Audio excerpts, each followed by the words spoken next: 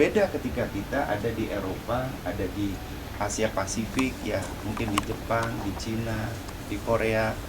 Kita hanya menikmati fasilitas yang disediakan oleh alam. Tapi ketika kita ada di Holy Land ini, ada sesuatu yang kita akan alami dan kita akan nikmati bersama-sama. Di dalam Mazmur 122 ayat 6 dan ayat yang ke-7 saya bacakan. Mazmur 122 ayat 6 dan ayatnya yang ke-7. Ya, mari kita akan membaca kalau begitu bersama-sama. 2, 3.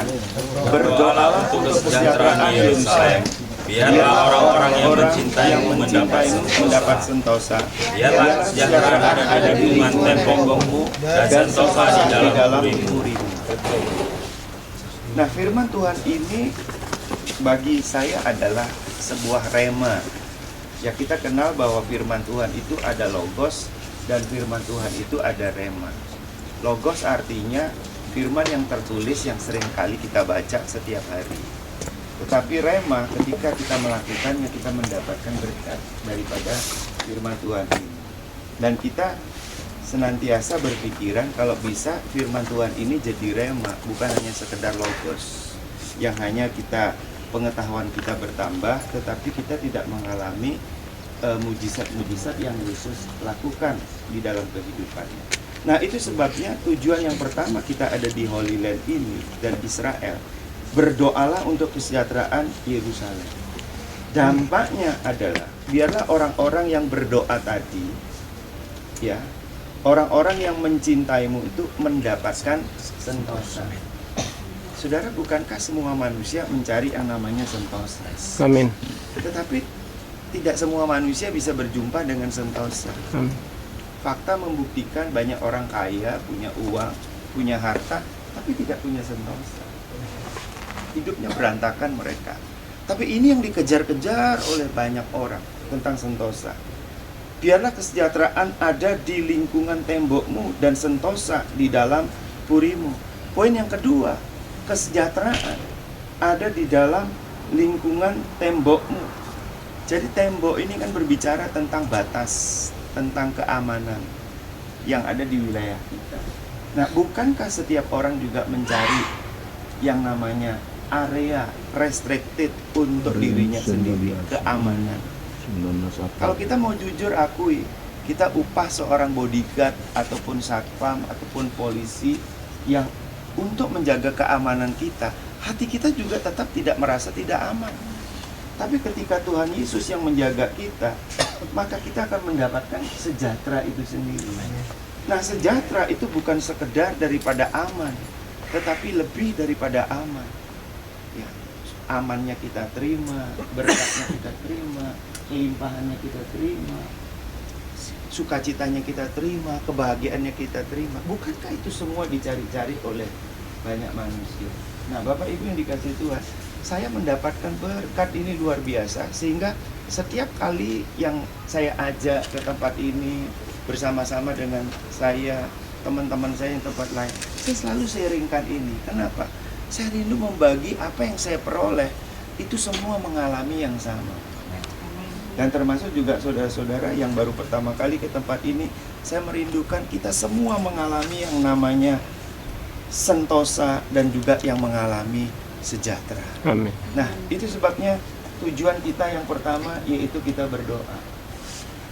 Nah, berdoa tentang apa? Berdoa tentang Yerusalem dan Israel.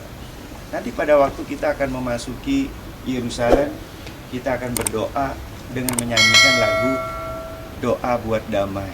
Mungkin Bapak Ibu sudah pernah mendengar, nanti kita akan bersama-sama. Doa buat damai di Yerusalem. Nah, kenapa perlu kita berdoa seperti itu? Sampai hari ini Yerusalem itu kota damai. Pertama karena Tuhan Yesus yang menjaga, dan kedua karena kita yang terus-menerus berdoa. Nah, Bapak Ibu, untuk sebagai informasi saja, Israel itu adalah pusat politik dunia.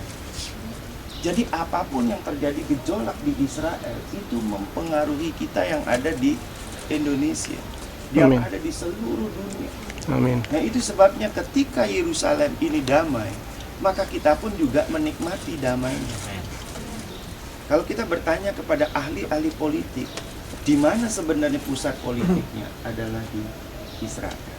Nah, Bapak Ibu, kita berdoa tentang Yerusalem dan Israel. Tapi yang kedua, apa yang kita lakukan di Holy Land ini adalah menyembah di Yerusalem.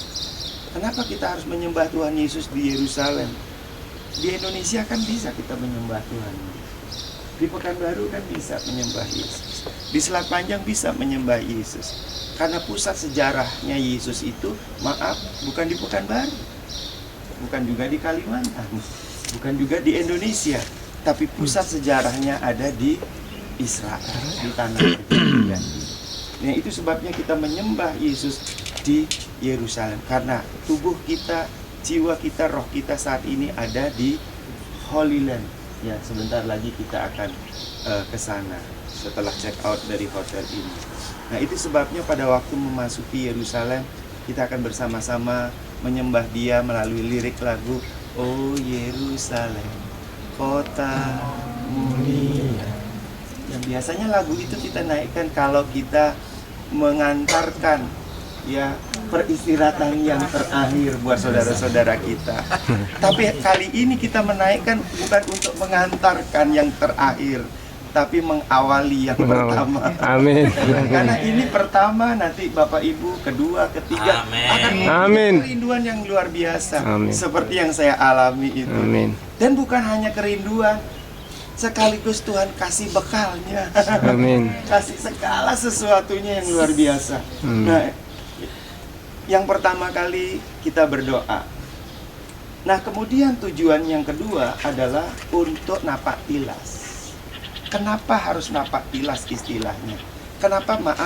Kenapa sih kok tidak tur gitu ya? Tur dengan napak tilas berbeda.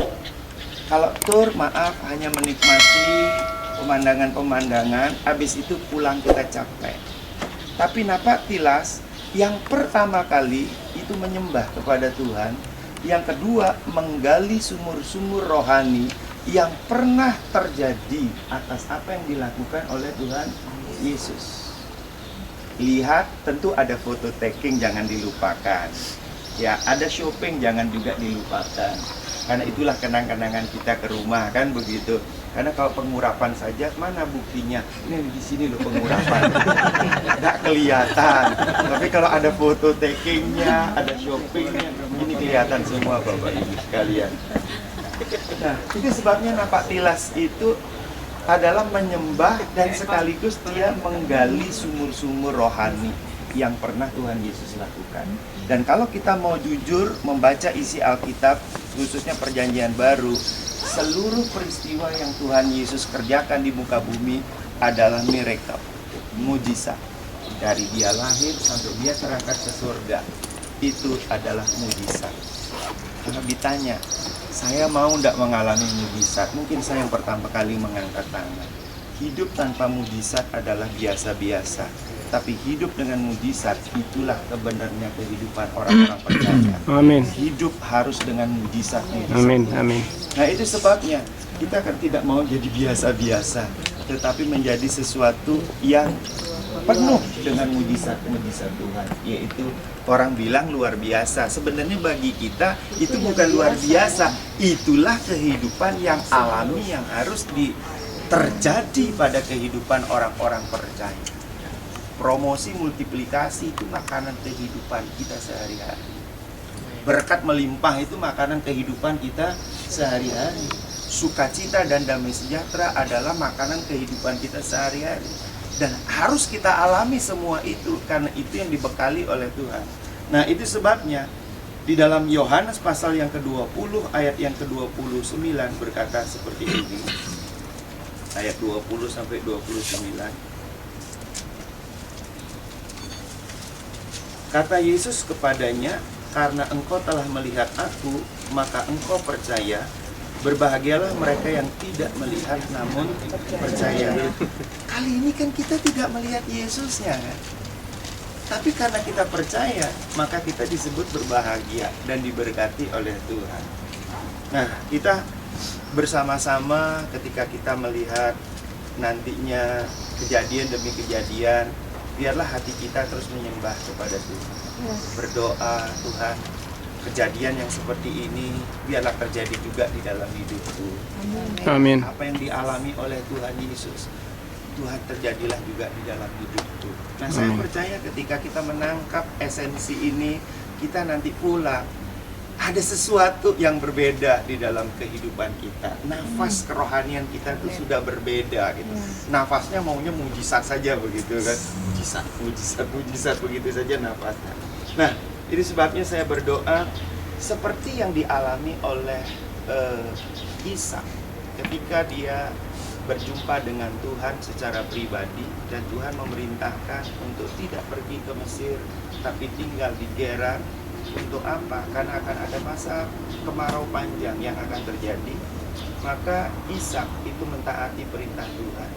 Kemudian dia mentaati apa yang dilakukan, yang disuruh oleh Tuhan. Dia menabur di tanah yang ditentukan oleh Tuhan. Dan Alkitab mencatat dia menikmati hasil 100 kali lipat.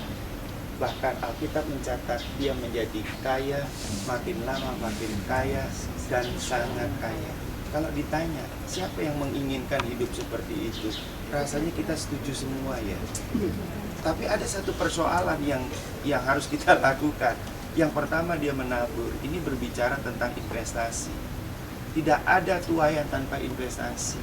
Tanya sama Bang Jun, orang bank, saya kalau tidak punya deposito, tiba-tiba saya tiap bulan ke situ, Pak, saya mau bunganya, Pak. Pak Juniorson bingung, sejak kapan ya Pak Gede nabung di tempat saya tiba-tiba mau bunganya begitu. Investasi itu yang pertama penting. Investasi waktu untuk doa, investasi waktu untuk baca firman Tuhan, investasi waktu untuk berbuat baik, investasi waktu melakukan segala pekerjaan baik. Ini perlu kita lakukan. Tapi yang kedua, investasi tanpa mengerti cara menyiram itu tidak bertumbuh. Sama dengan naruh uang di bank yang salah, tiba-tiba 3 hari bangkrut. Bagaimana itu terjadi?